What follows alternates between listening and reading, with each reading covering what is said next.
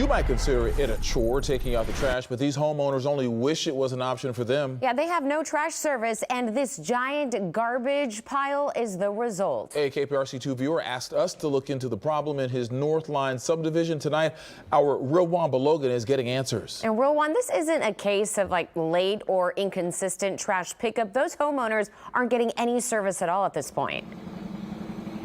Yeah, Daniela Keith, you're right. The homeowners tell me that they were told by the developers that the city of Houston would in fact pick up their trash, but months later, nothing. And one person tells me he fears all of this will lead to more illegal dumping across this neighborhood. And what ends up happening, it seems, is it starts off with a few trash bags that somebody throws out a bag. And then from there, somebody sees it and they throw out a couch or a mattress or, some furniture. Justin Cox says he's seeing and smelling the ripple effects of not having the city pick up his trash. I don't think people want to just illegally dump or throw their trash out on the side of the road. Before Cox bought his North Houston townhome, he was assured by MTY Builders that the city picks up the trash. However, when we reached out to the city for clarification, they shared this design plan for the property, letting developers know they failed the frontage requirements.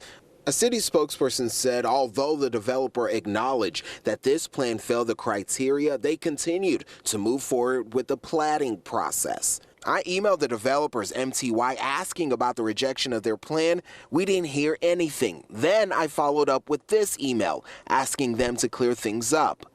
We didn't get a response or clarification when we called. We then ran into a buyer's agent of a nearby similar property. A lot of my builders on these shared driveway developments have had some issues where usually the city would allow you on these streets to put the garbage cans on the streets and the city would supply the cans. But as of lately, that's been getting a lot of pushback from the city, and these builders have had to start an HOA later in the game. Cox said he moved into these homes because there wasn't an HOA. Obviously, the builder may have some blame here in this situation.